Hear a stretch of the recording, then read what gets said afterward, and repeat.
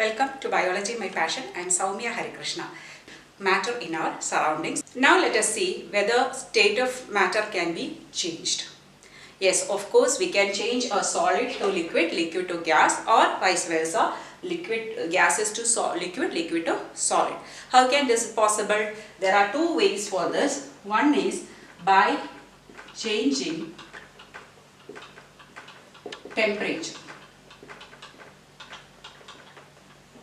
Second way is by changing pressure. So now let's focus on the first aspect, by changing temperature. We know water exists in the solid form, we call it as ice. This ice, if I heat, I know that it starts melting and it will become water. This is liquid. Again, if I keep on heating it, it will become water vapor, that is called a gaseous form. So, by increasing the temperature, here we can mention temperature, it's actually called the difference in temperature. So, solid on heating becomes liquid. Liquid on heating becomes vapor. How is this happening? Actually, when I first see the ice, the particles are very close and their force of attraction is very high. So when and they are still moving, we know particles are in a constant state of movement. So when I am heating this, they get more energy. That becomes kinetic energy. Kinetic energy means what? The energy by virtue of movement. So as a result, these particles will move faster. So when they move faster, they will separate. Their force of attraction will be reduced because they can overcome that force and get separated. They are all connected. Imagine, suppose two things are connected by an iron chain and another two things are connected by a simple rubber band, which is difficult to remove the iron, right? So here also solids very closely kept. So once you heat, it will take up the heat. Heat is a form of energy. So once it gets enough energy to break that force of attraction, they will separate because they want to move out.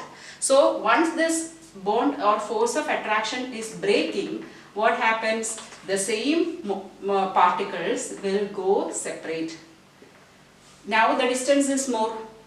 This condition is called what? Liquid condition. Now if I keep on heating, they will overcome this force of attraction also and they will go even farther apart. That will form the gaseous state. Now when I decrease the temperature, what happens? They don't have energy to get separated. So they come together, they come closer and the gas will become liquid.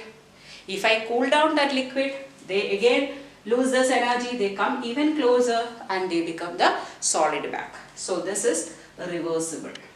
Okay, so on cooling, I can bring gas to liquid, liquid to solid also. We know if I start heating ice, at a particular temperature, ice will start changing into liquid form. That is, solid ice will start melting to form liquid.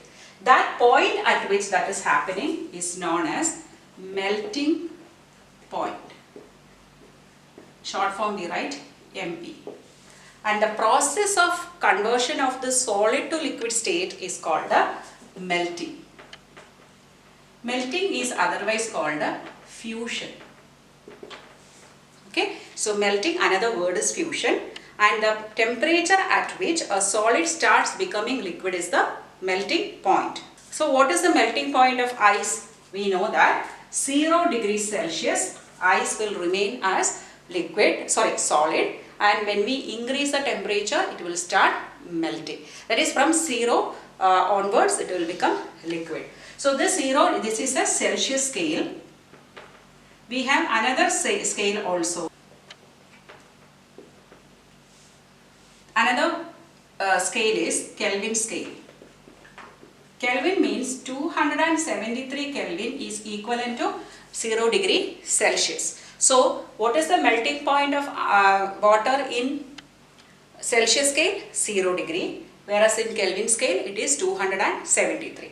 The same way, when the liquid reaches 100 degrees Celsius, it will start turning into gaseous form or water vapor.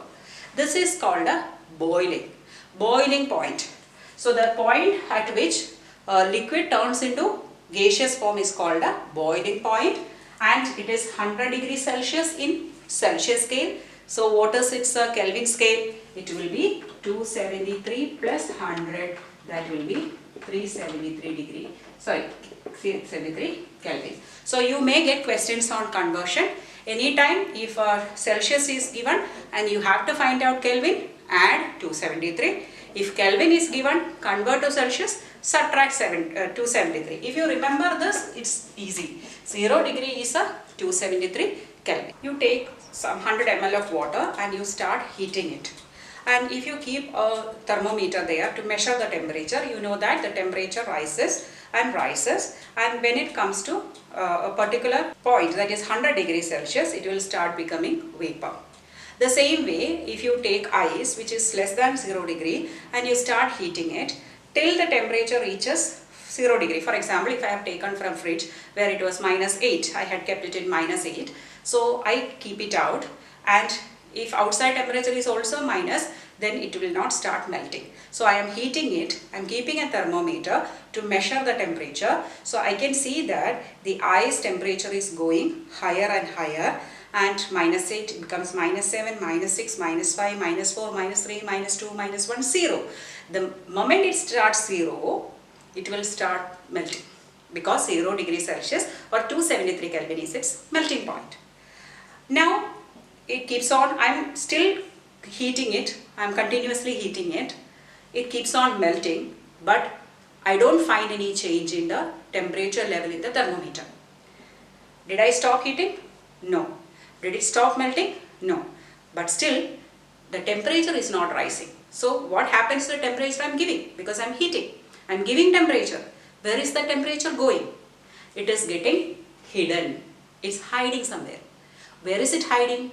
Because we learned when solid is becoming water, it is overcoming this force of attraction. So the temperature we are giving is being constantly used for overcoming that force of attraction. So it remains at 0 degrees Celsius or 273 Kelvin. But how long will it stay like that? The entire particles turn liquid. So the solid turns liquid. After that again I will see the temperature going up. So for the complete melting time, the temperature remains constant or hidden. So that word for hidden is latent. So this heat is called a latent heat. Latent heat means hidden heat. So here which process is happening? Melting is happening. I told melting is also called fusion. So we can call it as latent heat of fusion.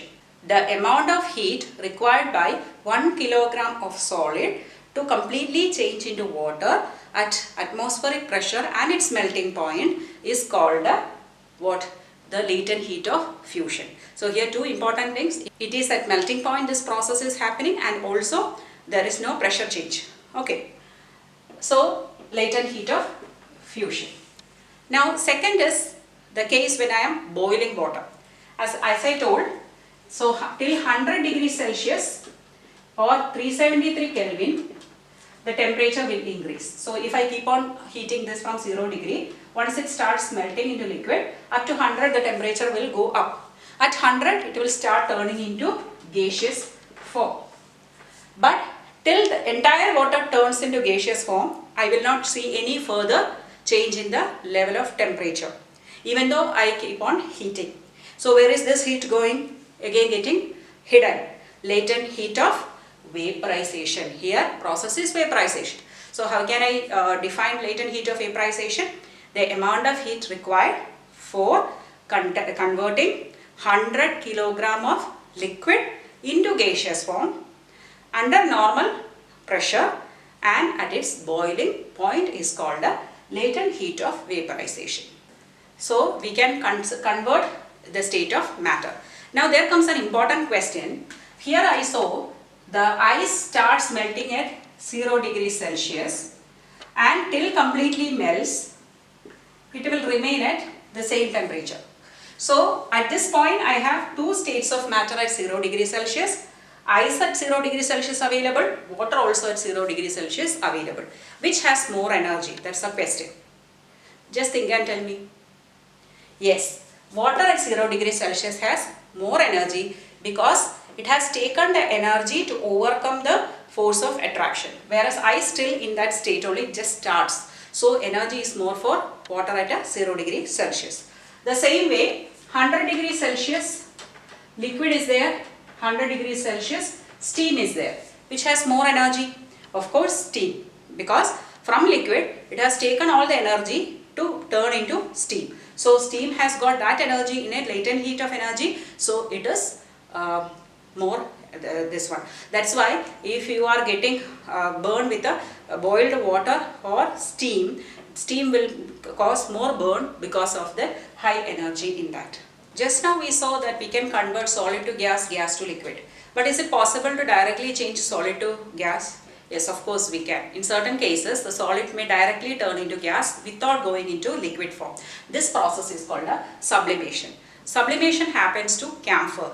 That when we keep camphor open, you may see that it is getting smaller and smaller and smaller, and then finally disappearing. We don't find any liquid there. The same can happen to naphthalene balls. To keep away cockroaches, we keep naphthalene balls. After a few days, we can see it is reducing its size because it's directly becoming gaseous form.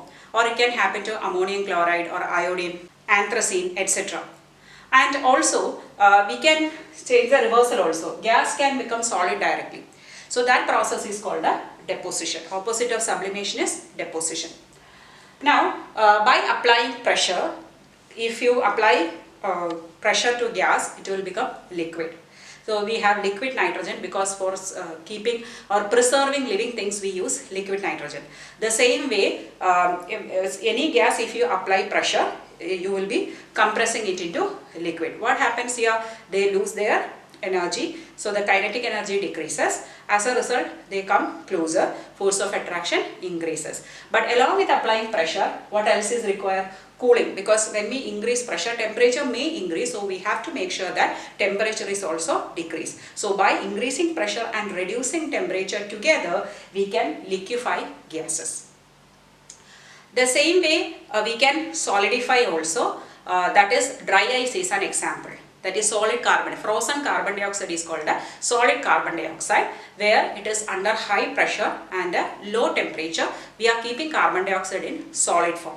It is called a dry ice. So this dry ice is actually kept under high pressure and very low temperature. Otherwise what happens? It will become vapor again, or the gaseous form again. So whenever we are keeping it out, its pressure is decreasing and its temperature is increasing, so it will turn into gas back. Hope you understood all these concepts very well. Please give me your feedback. Any doubt, please post in the comment box. If you like my videos, please share with your friends. If you have not subscribed to my channel, please do so. Thank you for watching Biology My Passion.